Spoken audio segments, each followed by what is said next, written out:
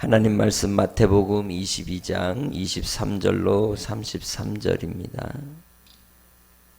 부활이 없다 하는 사두개인들이 그날 예수께 와서 물어 이르되 선생님이여 모세가 일렀으되 사람이 만일 자식이 없이 죽으면 그 동생이 그 아내에게 장가들어 형을 위하여 상속자를 세울지니라 하였나이다.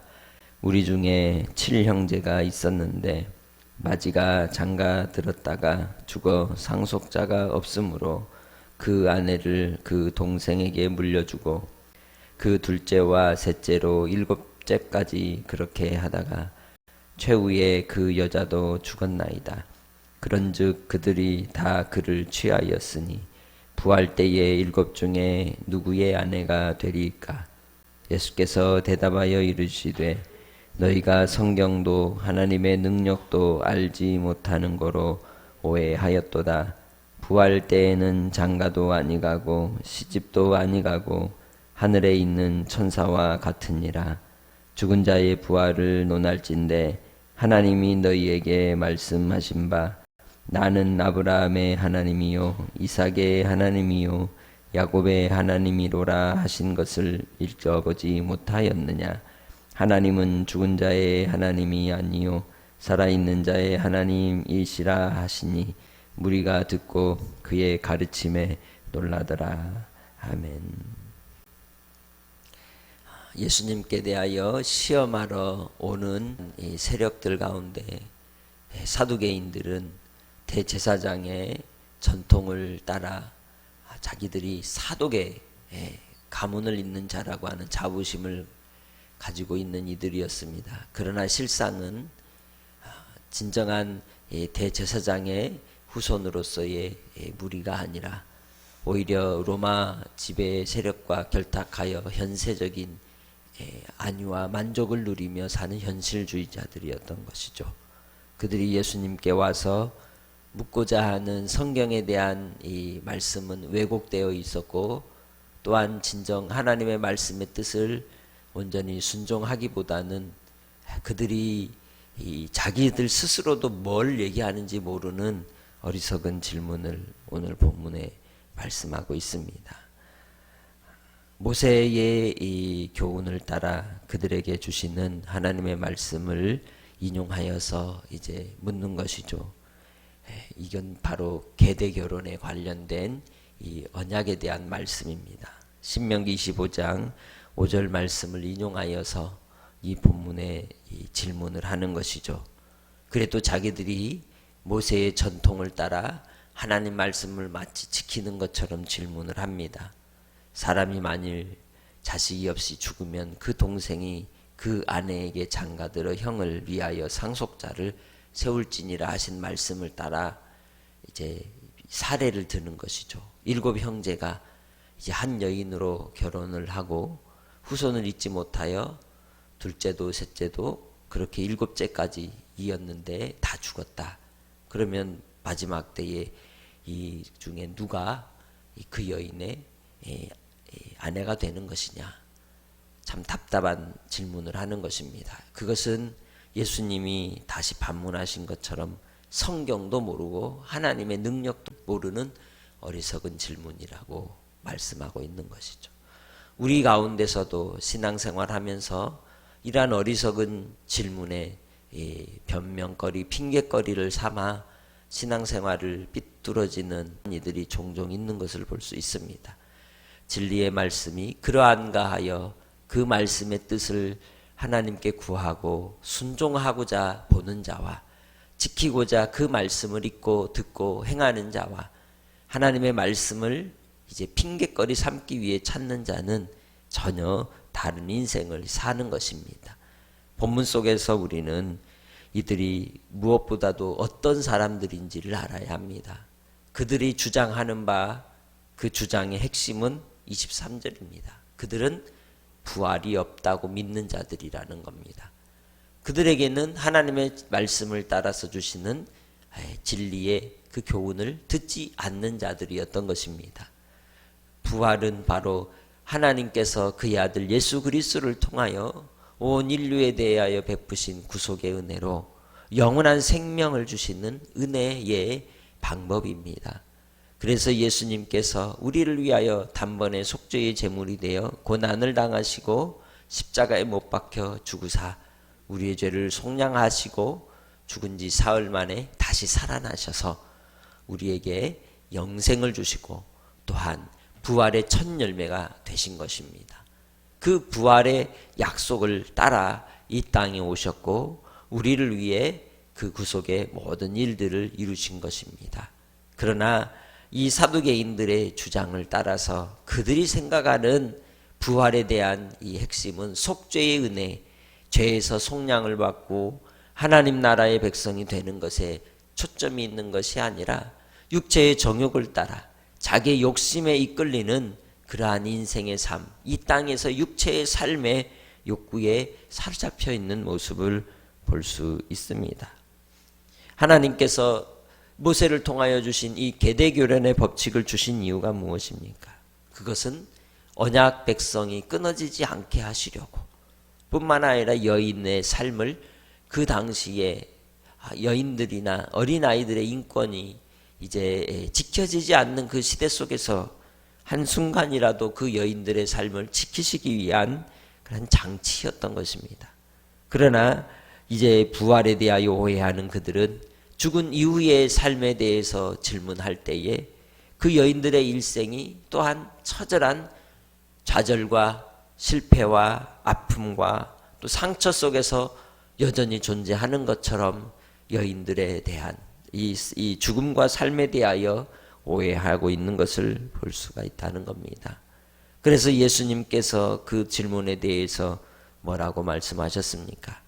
하나님의 말씀을 따라서 부활 때에는 장가도 없고 시집도 없고 하늘에 있는 천사들과 같다고 말씀해주고 있는 것입니다.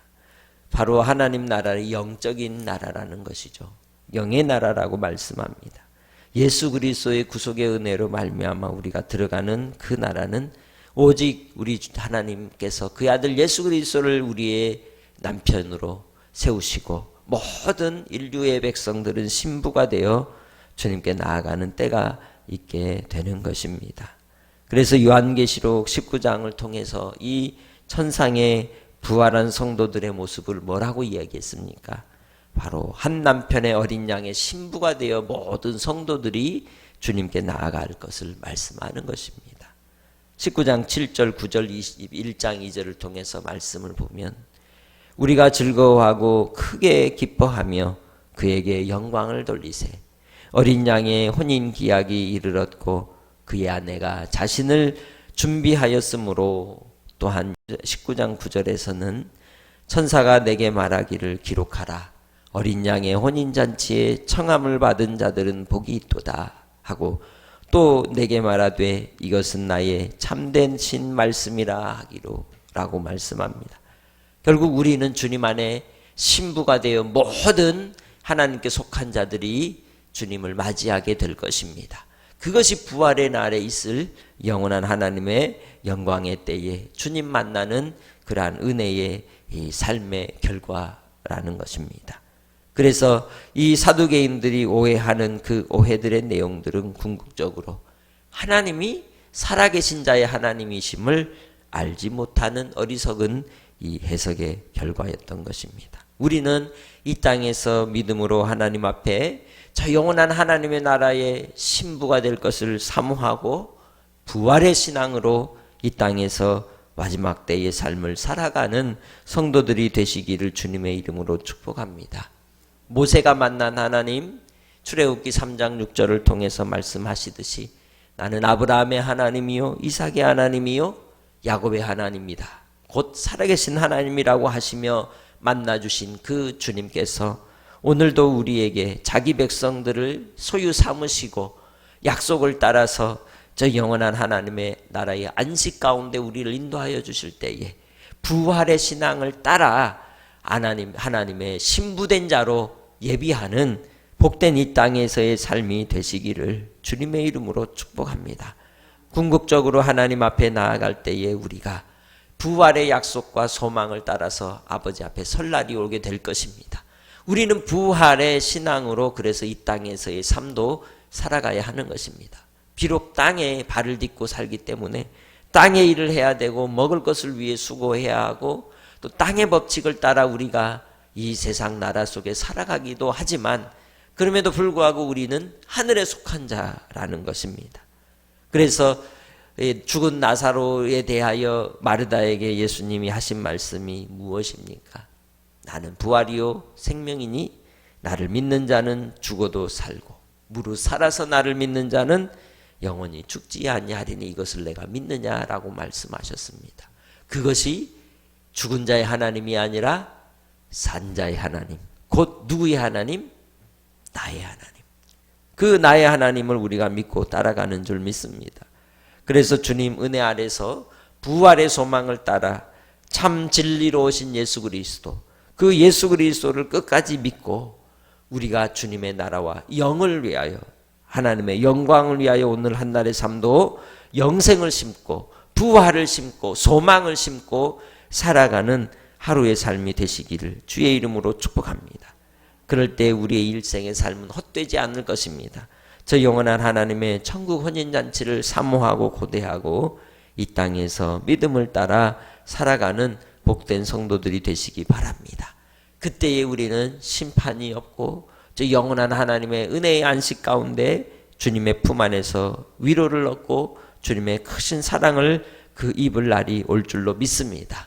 그 영원한 하나님의 크신 은혜와 기쁨 속에 주님을 맞이하고 또 주님을 기대하고 주님을 기다리며 죽어도 살고 살아서 영원히 사는 자로 우리가 주님의 능력 가운데 아버지 하나님께서 동행해 주실 것을 오늘 하루도 선포하며 승리하시기를 주의 이름으로 축복합니다. 하나님 아버지 감사합니다. 주께서 베푸신 한량없는 은혜와 사랑을 따라 우리에게 부활의 신앙으로 영원한 하나님의 나라를 약속하여 주시고 천국 혼인잔치 가운데 나아갈 예비하는 신부로 이 땅에서 단장하게 하여 주시사 성령으로 충만하게 하시고 부활의 신앙과 소망을 따라 영생의 삶을 날마다 살아가게 하여 주옵소서. 하루를 살아도 순간을 살아도 언제나 죽어 있는 자가 아니라 산 자로 하나님께서 역사하시는 은혜로 날마다 동행하며 살아가게 하여 주시고 환난과 시련과 공고함에 있는 심령이라 할지라도 주 예수를 바라봄으로 아버지 하나님 온전케 하여 주시고 인내함으로 주님께서 역사하시는 한량없는 사랑 가운데 붙잡아 주옵소서. 오늘도 아버지 하나님 앞에 새벽에 나와 간구하는 기도마다 들으시고 각자의 처소의 삶의 현장이 예배의 현장이 되게 하시고 부활 신앙의 현장이 되게 하옵소서.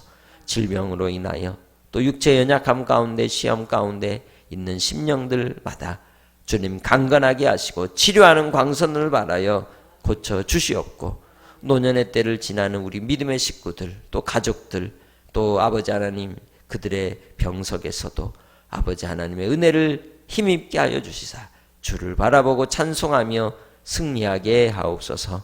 오늘도 주님께서 동행해 주실 줄 믿사옵고 산자의 하나님 되시는 우리 아버지 앞에 영광 돌리며 예수님의 이름으로 기도합니다. 아멘.